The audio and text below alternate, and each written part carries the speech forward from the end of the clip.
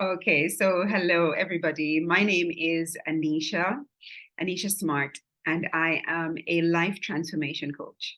I focus on a lot of mindset work, focusing on what it is that you believe, what is it that individuals are believing about themselves, and how these beliefs are helping them to grow in life, fulfill their potential, meet their goals, or the opposite, how it is that these beliefs may be limiting how much someone can achieve and accomplish.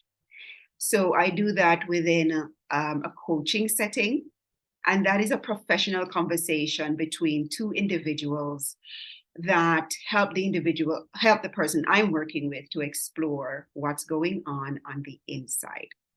Coaching can be different depending on what you want to achieve, but for me, I love to start on the inside because what it is that's happening in the mind and in the heart, that's what's going to play out in your world.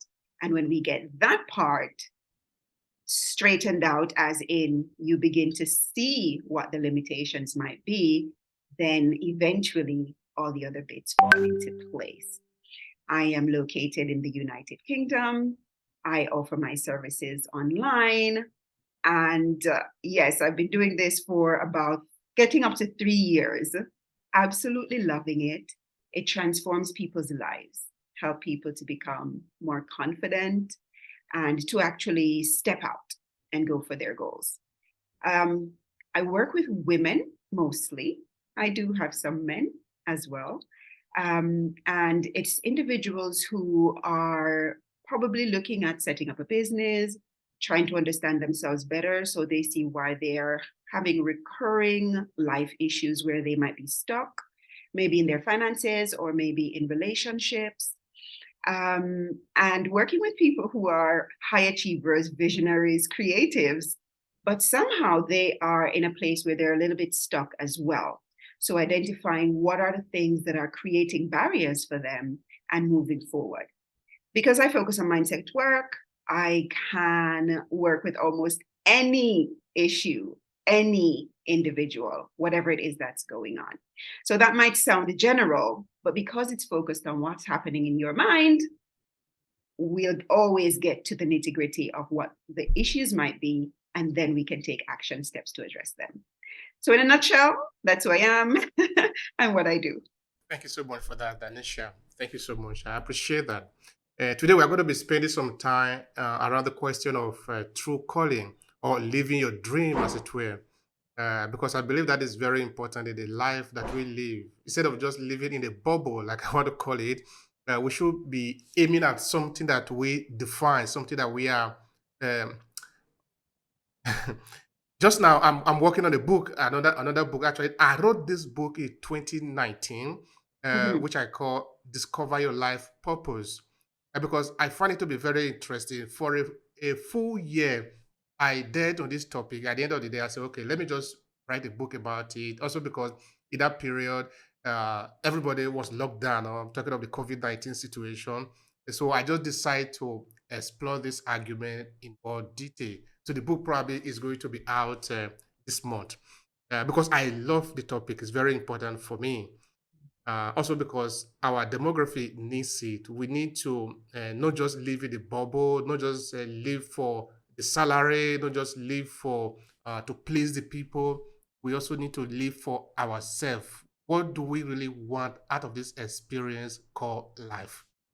All right, now tell me, the people that you are working with, what kind of concept, what kind of idea do they have about this true calling, about this thing you want to call your life purpose, what that thing you want to work for in your life instead of just following other followers? Okay, so what might people be thinking? Surprisingly, people are not necessarily thinking about life purpose. As you described, some people are thinking about how do I earn that next buck?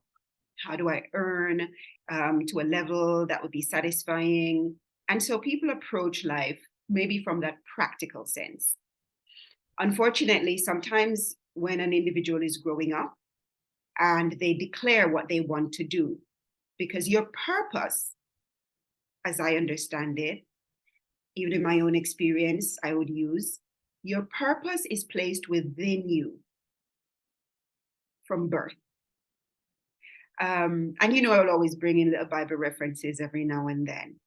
But the Bible says when God spoke of Jeremiah, before you were born, I knew you, and you were destined to be a prophet. You would take my message to my people. So all of us are given something inside us. We are imbued with some aspect of the Creator Himself that helps to formulate our purpose. A lot of times in childhood, people will declare what that is. I remember my grade 4 teacher, Miss Sharon Edge. I'll never forget that lady. My grade 4 teacher said, "Okay, class, when you get back in from lunch, we're going to be talking about what you want to do when you grow up." I don't know where the words came from, but outside of myself, when it was my turn to speak, I heard myself say, "I want to be someone when I grow up who help other people to solve their problems." And my teacher said at that point, "If you had said anything different, my name would not be Sharon Edge." But she saw in me what I was declaring myself to be. And I love that. There's a part of my mind that just lights up when you come to me with a problem. It's like, great, a puzzle. Let's fix it. Let's work it through together. So there's just something about helping people navigate difficulties, navigate challenges, navigate trials, navigate understanding self. Because unfortunately, we can be programmed. We can be conditioned, is the word that psychology would use. But basically, it's being programmed. So people in childhood. So I'll go back to the point. If you don't have someone who says, that sounds like something, go for it, or support and affirm you, they might say, "What are you talking about? The money is in banking. The money is in accounting. The money is in business. What do you mean you want to do X or Y or Z?" And so people can have their dreams knocked out of them. That innate, imbued, indwelling, that information, that script, that specific purpose gets knocked out of them. So they are forced to look at life from a practical sense. And that's well-meaning individuals just trying to say, be sensible, be practical, be logical, be realistic. But long and short, you don't get joy, deep, fulfilling joy from ignoring your life purpose and ignoring your life calling. So that's one of the challenges. A lot of people within the African diaspora or wherever it is across the world, people in general, if their dreams and vision of who they want to be have been snuffed out, has been criticized, have been laughed at, they divorce themselves, they disassociate themselves from what they truly want, and they go for what other people recommend. And it doesn't mean that they cannot earn, if we're looking at earning, but that deep satisfaction. You'll read many stories where a lot of people come back at age 40, 45, 50, 60 to say, "I've done life the way everyone else said. I've done banking, I've done law, I've done this and that." And I'm not bashing any field, any career, but there are stories where people say, "I'm not satisfied and I'm not fulfilled.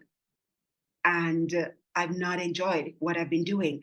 And when they go back to that childhood place, that dream they always wanted, and begin to pursue that, they have such delight and such joy. So you ask me what people are thinking. People aren't necessarily thinking life purpose. They're thinking practically, how do I live? But my aim, a part of what I want and a program I offer, is around clarifying and accessing what your life purpose is and encouraging people to go towards that. Thank you so much for that. I appreciate that. That is very important. This is a great calling of yours, no? Because the community need it. Because, like you said, we see this individual, and most of us are, who have probably achieved something other people wanted to achieve, but they haven't achieved what they themselves want to achieve. Sometimes they don't know what they want to achieve, no? And they come at the age that they cannot do it anymore, then the only result is regret. Saying, oh, how I wish I should have followed my heart.